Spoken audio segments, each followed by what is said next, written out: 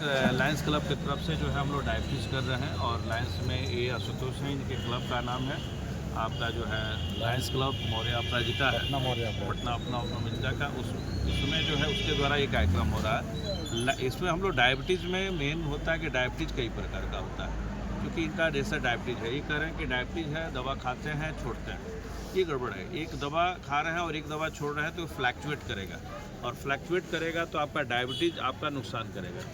Diabetes आपका कई प्रकार का होता है। एक है होता है डायबिटीज़ 1 जिसको इंसिपिडस कहा जाता है, डायबिटीज़ 2 होता है जो डायबिटीज़ मेलाइटस होता है जो ज़्यादा फेमस होता है, और एक होता है गेस्टेशनल डायबिटीज़ जो आजकल कोविड के बाद में ज़्यादातर लोग स्टेरॉइड का मात्रा ज़्यादा खाने लगे, जैसे डेक्सोना वगैरह अपने से जो मेडिसिन से।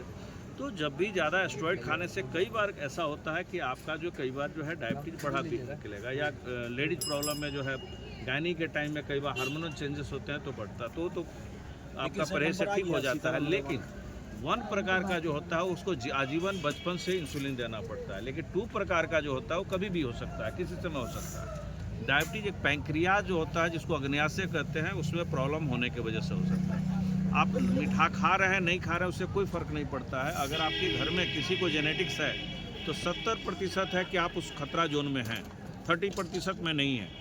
लेकिन अगर आपके घर खानदान में किसी को डायबिटीज़ नहीं है, लेकिन अगर आप क्या कर रहे हैं कि आपका खान पान गड़बड़ है, आपका जो है सेल्फ मेडिकेशन है, या किसी भी प्रकार का नशा पान कर रहे हैं, या आपका हेल्दी लाइफ स्टाइल नहीं है, तो आपका पैंक्रियाज में प्रॉब्लम आ सकता है और डायबिटीज़ हो सकता है। तो डायबिटीज़ की दवा हम लोग, एक और गलती होती है कि जैसे इनके साथ एक सल्फोनेरिया दवा खा रहे हैं, उसका दवा है कि कभी भी नाश्ता से आधा घंटा पहले खाना है। अगर आप बाद में खाते हैं उसका 10% इफिकेसी कम हो जाता है। तो डायबिटीज़ का एक रखना था। दूसरा, डायबिटीज़ का ये नहीं कि मैं खाता हूँ अभी खा लीजिए उससे डायबिटीज़ कंट्रोल रहेगा। हर कोई का डायबिटीज़ अलग अलग होता है कि अगर किसी को डायबिटीज़ है और किडनी का प्रॉब्लम है तो उसमें दूसरी दवाएं चलेंगी। अगर डायबिटीज़ है, हार्ट का प्रॉब्लम है, तो फिर उसमें मॉलिक्यूल्स चेंज हो जाता है। अगर सिर्फ डायबिटीज़ है और कोई प्रॉब्लम नहीं है तो उसमें मॉलिक्यूल्स अलग होता है। लेकिन क्या होता है कि इस बात को लोग नहीं समझ पाते हैं, और डायबिटीज़ का क्या है, दवा खा के कोई भी अलग पैथी का किसी में भी तो डायबिटीज़ तो कंट्रोल होता है। लेकिन HbA1c अगर आपका कंट्रोल नहीं है, EGFR जो है आपका ठीक नहीं है, या आपका एल्बुमिन पेशाब से आ रहा हो, प्रोटीन आ रहा हो, तो आपका किडनी भविष्य में डैमेज हो सकता है। लोग क्या गलती करते हैं, सिर्फ सीरम क्रेटिनाइन कराते हैं। सीरम क्रेटिनाइन लास्ट टाइम का है, लेकिन अगर पहले देखना है कि आपके किडनी से एल्बुमिन प्रोटीन आ रहा है कि नहीं, किडनी का आपका EGFR क्या है, यानी कि अंदर का जो होता है, जो फिल्टर होता है, वो फिल्टर कितना डैमेज कर रहा है। अगर होता है तो क्या होता है कि दवाएं चेंज होती हैं। दूसरा है कि अगर आपको डायबिटीज़ है तो आपको साल में कम से कम आँख के डॉक्टर से रेटिना चेक कराना होता है कि आपका रेटिना में क्या होता है, दवा डाल के आँख के डॉक्टर से बस मशीन से चेक करते हैं कि आपका रेटिना डैमेज कर रहा है कि नहीं।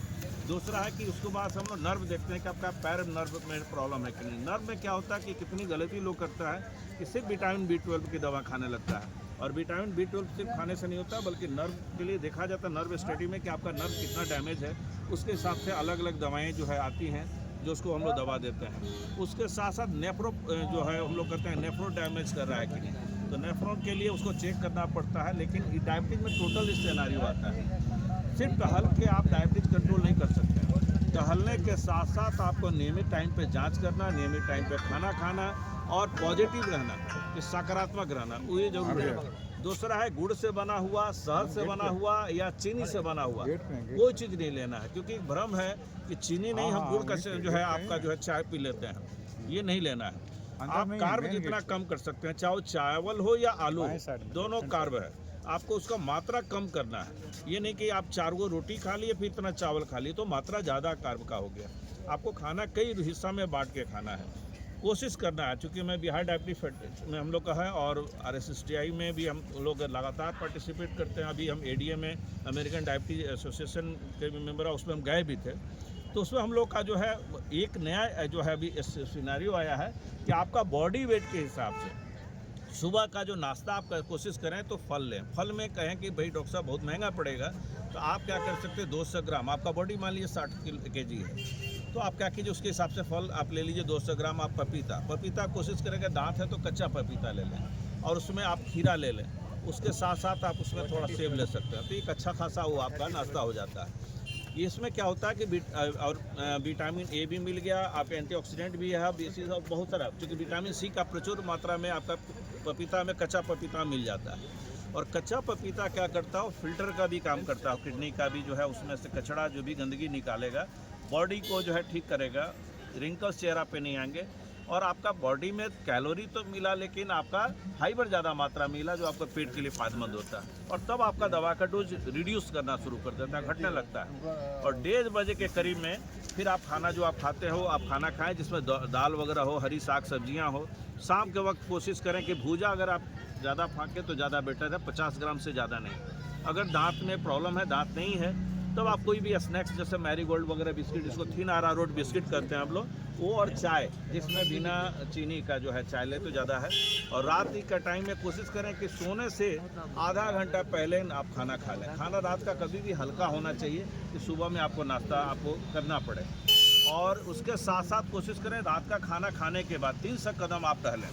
अगर ये 300 कदम टहलते हैं तो आपको फ़ायदा करेगा। और डायबिटीज आप जाँच के इसके बाद देखिए कि जो भी दवाएँ खा रहे हैं और आप 1 महीना के बाद जांच कराएं, आपका बहुत फायदा है। HbA1c कभी भी 6 से बिलो कोशिश कीजिए कि आपका हमेशा रहे। क्योंकि आप खाना आज मिठाई खाएंगे तो आज फ्लैक्चुएट करेगा, तो आप मानेंगे कि क्या अधिकांशतः लोग क्या करता है कि जैसे आप अभी टहल के जांच करा रहे हैं, इसका भी रिपोर्ट अलग होगा क्योंकि आपने कैलोरी बर्न किया है और इस पर खुश हैं कि हमारा तो शुगर बहुत कंट्रोल है। लेकिन आप एक नॉर्मल लाइफ में और आप जब जांच कराएंगे तब आपका पता तो HbA1c है कि आप लाख टहल के भी आएंगे, तत्काल अगर बढ़ा रहेगा तो उससे नहीं फर्क पड़ेगा, तुरंत नहीं डाउन होगा।